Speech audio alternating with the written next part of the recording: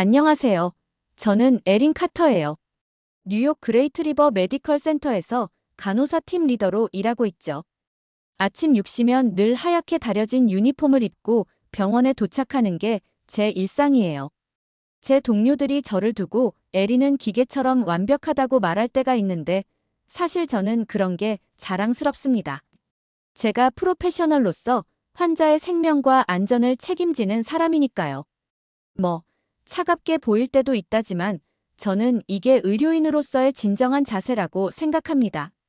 간호학을 전공할 때부터 배운 게 딱 하나였어요. 정확성, 신속성, 냉철함.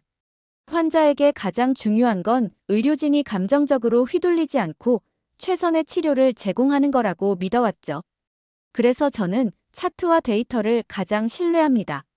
환자의 상태는 숫자와 기록으로 나타나야 하고 그걸 근거로 판단하고 행동해야 한다고 생각해요. 그런데 어느 날 우리 병원에 새로운 변화가 찾아왔어요.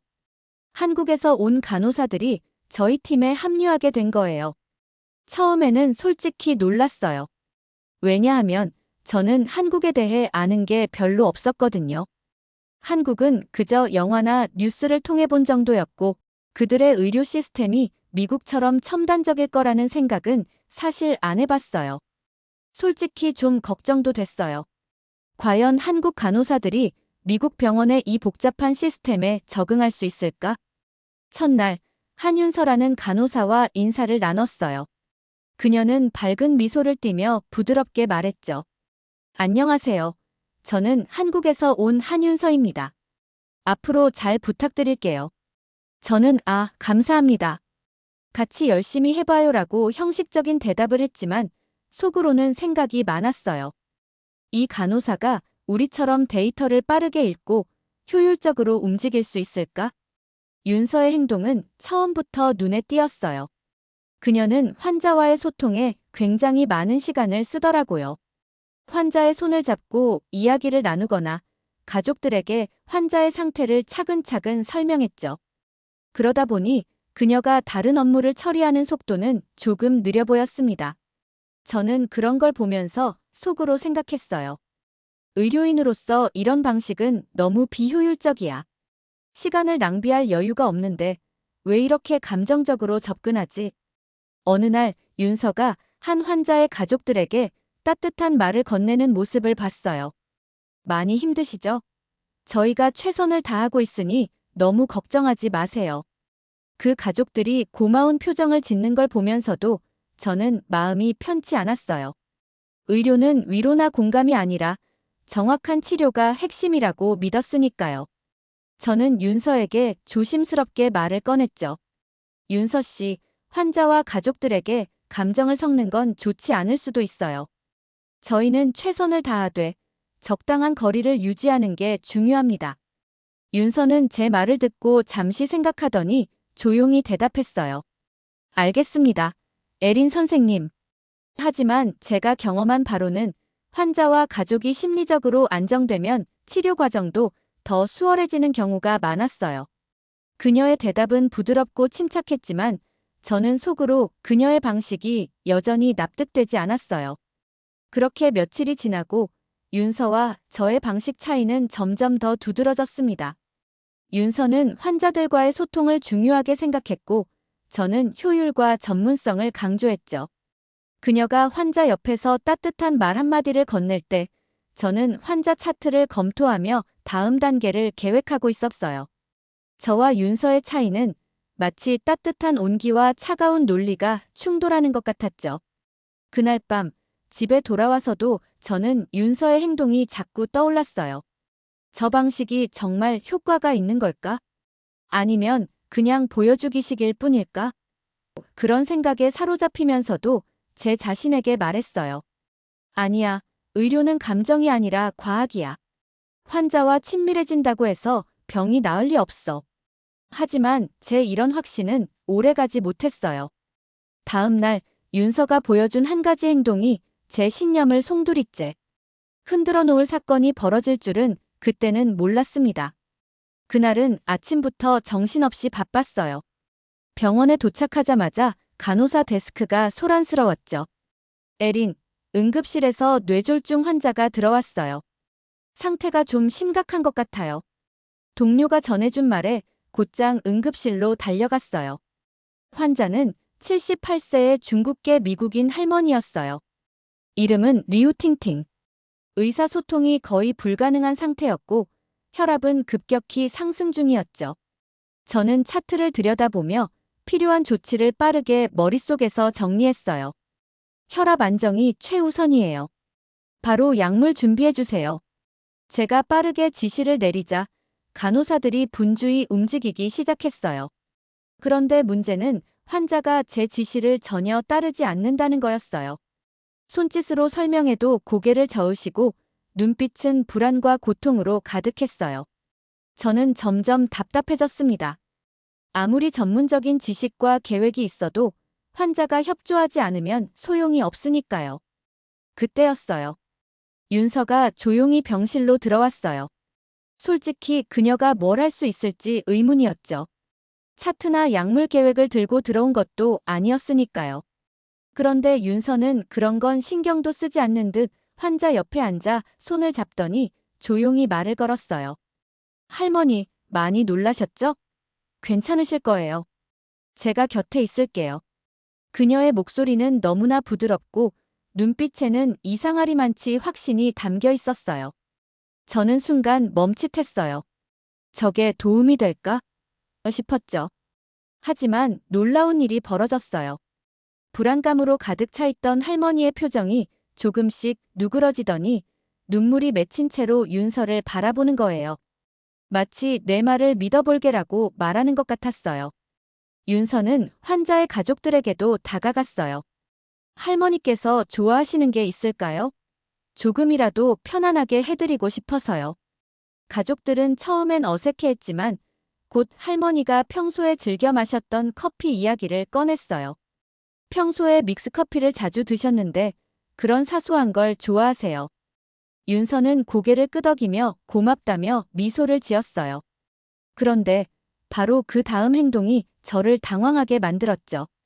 윤서가 가방에서 작은 믹스커피 봉지를 꺼내더니 뜨거운 물을 받아 작은 종이컵에 커피를 타는 거예요.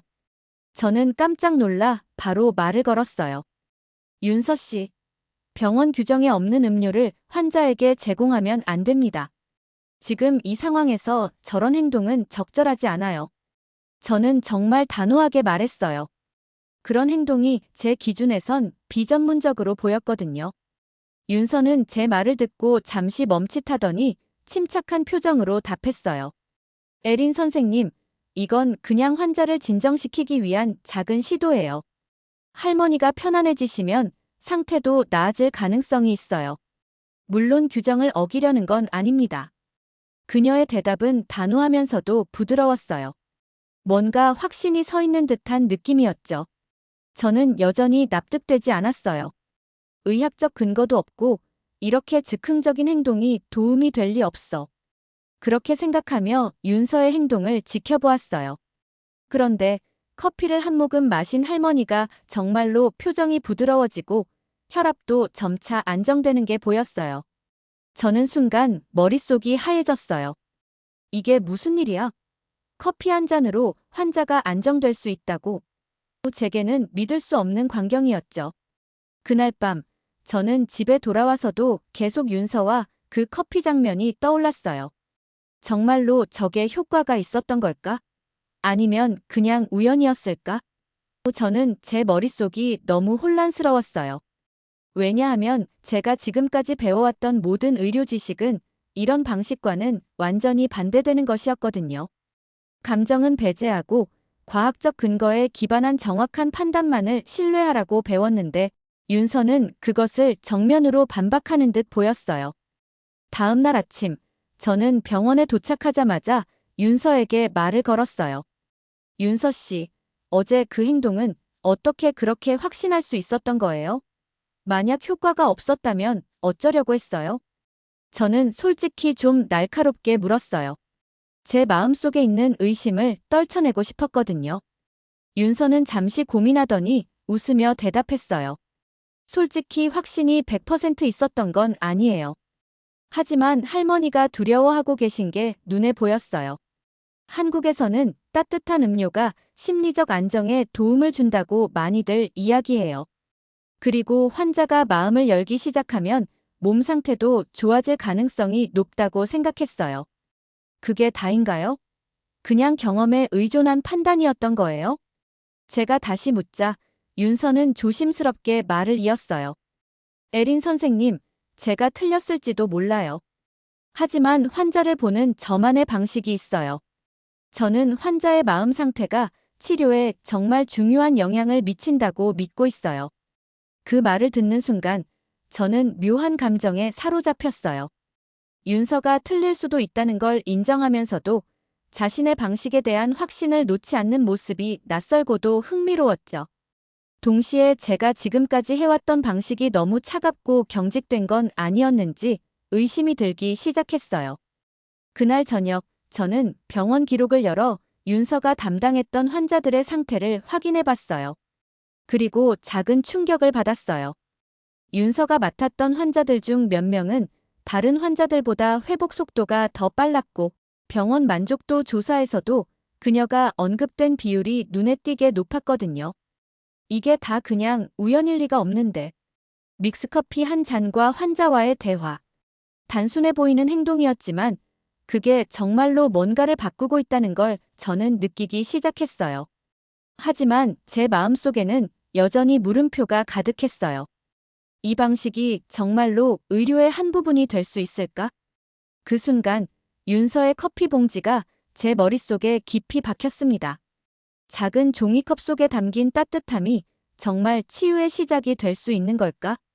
믹스커피와 윤서의 방식이 제 머릿속을 떠나지 않았어요. 그저 환자와의 소통에서 오는 부수적인 효과라고 치부하기에는 결과가 너무 뚜렷했어요. 윤서가 담당했던 환자들은 눈에 띄게 빨리 회복했고 병원 기록을 보면 회복 속도와 환자 만족도가 확실히 달랐어요. 저는 이 모든 게 단순한 우연이라고 믿기엔 점점 자신이 없어졌습니다. 그날 아침도 평소처럼 병원에 도착했어요. 하지만 제 마음속에는 무언가 해결되지 않은 갈증 같은 게 있었죠. 윤서가 왜 저렇게 하는지, 왜 그 방식이 통하는지 알아봐야겠어. 저는 그렇게 스스로 다짐했어요. 리우 할머니는 퇴원을 앞두고 계셨어요.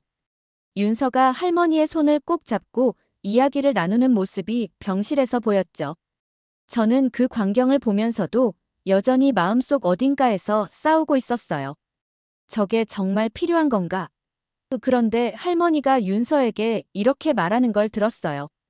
고마워요, 간호사님. 당신이 없었다면 내가 이렇게 나아질 수 없었을 거예요. 저는 순간 멍해졌어요. 할머니의 표정은 진심이었고 윤서는 웃으며 할머니가 잘 따라주셔서 그래요. 항상 건강하시고 앞으로도 힘내세요. 라고 답했어요. 저는 그 대화를 듣고서야 깨달았어요. 윤서가 정말로 환자의 마음을 움직이고 있다는 걸요. 할머니가 병실을 나가면서 저를 보고 환하게 웃으셨죠.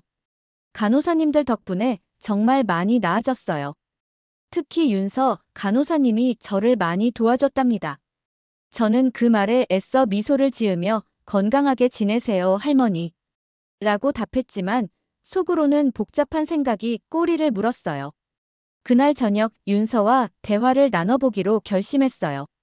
저도 제 방식에 대해서 점점 의문이 들기 시작했거든요. 윤서를 찾으니 그녀는 휴게실에 있었어요. 혼자서 믹스커피를 타고 있더라고요. 저는 휴게실 문을 열며 말을 건넸어요. 윤서 씨, 잠깐 이야기 좀 할 수 있을까요? 윤서는 저를 보며 환하게 웃었어요. 네, 에린 선생님. 무슨 일이신가요? 저는 잠시 머뭇거리다 말을 꺼냈어요. 윤서 씨 방식이요. 솔직히 처음엔 전혀 납득이 안 갔어요. 근데 할머니께서 말씀하신 걸 듣고 그리고 환자 기록을 보니까 당신 방식이 뭔가 특별한 게 있다는 생각이 들어요. 어떻게 그런 방식이 가능했던 거죠? 윤서는 커피를 한 모금 마시며 차분히 말을 꺼냈어요. 한국에서는 환자를 가족처럼 대하는 문화가 있어요. 단순히 병만 고치는 게 아니라 마음을 돌보는 것도 중요하게 생각하죠. 병원이라는 곳이 차갑고 무서운 곳이 아니라 환자들이 안심할 수 있는 공간이 되어야 한다고 믿어요. 저는 고개를 끄덕이며 물었어요. 근데 그렇게 하면 감정적으로 너무 힘들지 않아요? 감정을 섞다 보면 오히려 일이 더 어려워질 수도 있잖아요. 윤서는 잠시 생각하더니 대답했어요.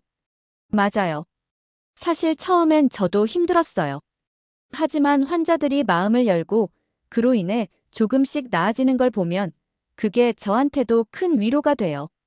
그리고 생각보다 환자들과의 소통이 치료 과정에서 큰 차이를 만든다는 걸 점점 깨달았어요. 그 대화를 나누며 저는 윤서의 방식이 단순히 감정적인 접근이 아니라는 걸 깨달았어요. 그녀는 경험과 문화 속에서 자연스럽게 체득한 자신만의 방식으로 환자를 돕고 있었던 거죠. 저는 처음으로 윤서를 진심으로 이해하려는 마음이 들었어요. 그날 밤, 저는 집에 돌아와 윤서가 알려준 방식을 생각했어요. 환자와의 소통이 정말로 그렇게 중요한 걸까? 감정을 조금 섞는다고 해서 뇌가 무너지진 않겠지. 다음 날, 저는 윤서처럼 해보기로 결심했어요. 제 첫 시도는 간단했어요. 한 환자가 밤새 통증을 호소하며 힘들어하고 있다는 보고를 들었을 때 저는 평소처럼 차트를 검토하고 약물을 조정하려는 생각을 멈췄어요. 대신 환자 침대 옆에 앉아서 부드럽게 말을 걸었어요. 밤새 힘드셨죠? 지금 좀 괜찮으세요? 혹시 통증 외에 다른 불편한 점은 없으신가요? 환자는 처음엔 조금 어색해했지만 점차 표정이 누그러지면서 자신의 이야기를 꺼내기 시작했어요. 가족들이 걱정돼요. 제가 병원에 오래 있을수록 그들이 힘들어할까 봐요. 저는 잠시 멈췄다가 최대한 진심을 담아 대답했어요. 지금은 가족들보다 환자분이 건강을 회복하시는 게 가장 중요해요. 저희가 최선을 다해서 도와드릴 테니 너무 걱정하지 마세요. 놀랍게도 그 대화 이후 환자는 조금 더 차분해졌고 밤새 통증을 호소하던 빈도도 줄어들었어요. 저는 그 순간 깨달았어요. 이게 바로 윤서가 말한 소통의 힘이구나. 그날 이후 저는 환자들과의 대화를 조금씩 늘려가기 시작했어요. 처음에는 어색하고 익숙하지 않았지만 시간이 지날수록 저도 환자들의 반응에서 위안을 느꼈어요. 윤서의 방식은 단순히 감정을 나누는 게 아니라 환자와의 신뢰를 쌓고 치료를 더 효과적으로 만드는 과정이었어요. 윤서와 함께 일하는 게 더 이상 낯설지 않았어요.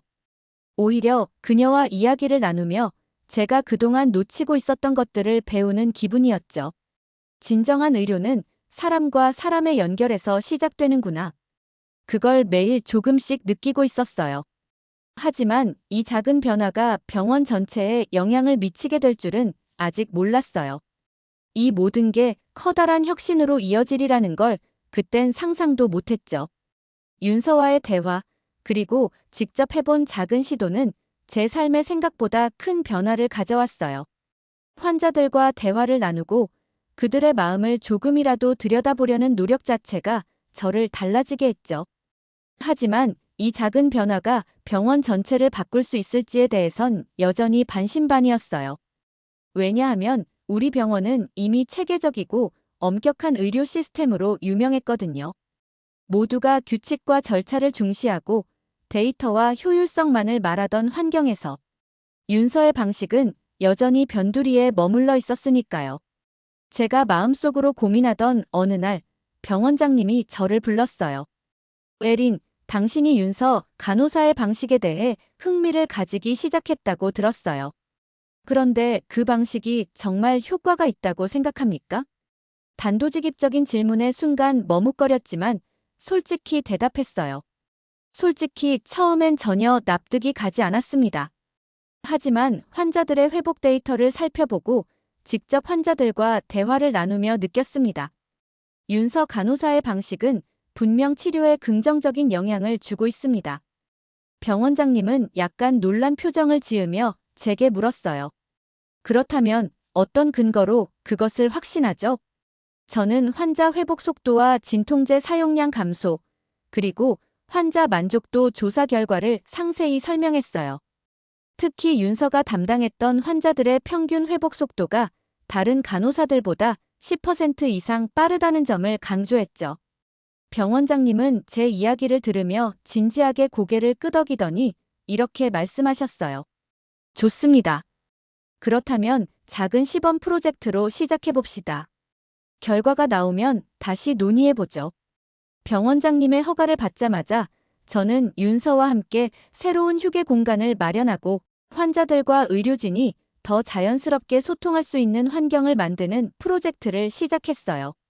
병원 내부에 작은 공간을 꾸며 커피와 간단한 간식을 제공하고 환자들이 긴장을 풀 수 있는 분위기를 조성했죠. 윤서는 이 과정에서 중심 역할을 했어요. 그녀는 한국에서 익숙한 환자 돌봄 문화를 소개하며 다른 간호사들과도 적극적으로 소통했어요. 처음엔 병원 내부에서도 회의적인 시선이 많았어요. 이런 걸해서 과연 뭐가 달라질까? 라는 반응이 대부분이었죠. 하지만 프로젝트가 진행될수록 그 변화는 눈에 띄기 시작했어요. 환자들이 환하게 웃는 얼굴로 커피를 마시며 의료진과 대화를 나누는 모습을 보게 되었어요. 특히 회진 시간이 달라졌습니다. 예전에는 차트만 보고 빠르게 지나갔던 시간이 이제는 환자의 이야기를 듣고 그들의 감정을 이해하려는 순간으로 바뀌었어요. 더 놀라운 건 의료진들의 반응이었어요. 간호사들 사이에서도 처음엔 윤서의 방식을 불편해하거나 낯설어하던 사람들이 많았어요. 하지만 환자들과의 소통이 실제로 긍정적인 영향을 미치는 걸 경험하면서 점점 그녀의 방식을 받아들이기 시작했죠. 윤서 간호사, 솔직히 처음엔 당신 방식이 너무 비효율적이라고 생각했어요. 그런데 내가 직접 해보니까 환자들이 정말 달라지더라고요. 어느 동료가 이렇게 말하며 윤서에게 고마움을 전하던 날은 아직도 잊을 수 없어요. 그날 이후 병원의 분위기는 서서히 바뀌어 갔어요. 동료 간호사들뿐만 아니라 의사들까지도 환자들과 더 많은 대화를 나누기 시작했죠. 변화는 환자들 사이에서도 확실히 드러났어요. 병원이 훨씬 따뜻해졌어요. 이제 병원에 오는 게 무섭지 않아요. 라는 이야기를 환자들로부터 자주 듣게 되었어요. 그 말은 저를 포함한 의료진 모두에게 큰 동기부여가 되었죠. 단순히 수치를 개선하려는 게 아니라 진짜로 환자들이 더 나은 환경에서 치료받고 있다는 걸 느낄 수 있었으니까요. 어느 날 병원을 찾은 한 고등학교 선생님이 기억에 남아요. 그는 스트레스로 인해 두통과 불면증에 시달리고 있었는데 윤서가 그에게 믹스커피를 건네며 따뜻한 대화를 나누는 모습이 너무 인상 깊었어요. 몇 주 후 그는 자신의 상태가 많이 나아졌다고 감사의 편지를 보내왔어요. 저는 그 편지를 읽으면서 윤서의 방식이 환자 개개인에게 얼마나 깊은 영향을 미치고 있는지 새삼 느꼈어요. 몇 달이 지나자 우리 병원은 지역 의료 전문지에도 소개되었어요. 따뜻한 혁신이 일어나고 있는 병원이라는 제목으로요. 다른 병원 관계자들이 우리 병원의 프로젝트에 관심을 보이며 방문하기 시작했죠. 그들은 특히 의료진과 환자 간의 소통 방식 변화에 주목했어요. 저희는 그들에게 이렇게 설명했어요. 이건 단순히 커피나 대화로 끝나는 게 아닙니다. 환자들과의 신뢰를 통해 치료 과정 전체가 바뀌는 겁니다. 병원장님도 그 변화를 인정하며 더 큰 규모의 프로젝트를 허가해 주셨어요. 저는 그 순간 제 자신에게 물었어요. 윤서와의 만남이 없었다면 이런 변화가 가능했을까? 아마 없었을 거예요. 저는 제 방식이 항상 옳다고 믿었고 그 신념을 바꾸는 데는 시간이 걸렸지만 지금은 제 판단이 잘못되었음을 인정하게 되었으니까요. 이제 매일 아침 저는 윤서와 함께 믹스커피 한 잔으로 하루를 시작해요. 그 커피 한 잔은 단순한 음료가 아니에요. 그것은 저희 병원이 찾은 치유의 상징이자 변화의 첫걸음이었죠. 저는 더 많은 병원과 의료진이 이 변화를 경험할 수 있길 바라요. 작은 행동 하나가 얼마나 큰 변화를 일으킬 수 있는지 우리 병원이 그 증거니까요. 윤서가 저를 바라보며 한마디 했어요. 에린 선생님, 한국에 꼭 한번 가보세요. 아마 거기서 또 새로운 걸 배우실지도 몰라요. 저는 미소를 지으며 대답했어요. 그래야겠네요. 그동안 당신이 내게 보여준 게 정말 놀라웠으니까요. 이 작은 변화가 결국 제 삶과 병원을 완전히 바꿔놓았어요. 작은 종이컵 속에 커피가 가져온 혁신. 이제는 누구에게도 부정할 수 없는 진실이 되었어요. 오늘의 이야기는 여기까지입니다. 오늘의 사연이 마음에 드셨다면 구독과 좋아요 부탁드리겠습니다. 구독과 좋아요는 영상 제작에 큰 힘이 됩니다. 끝까지 들어주셔서 감사합니다. 더 좋은 사연으로 여러분을 찾아오겠습니다. 감사합니다.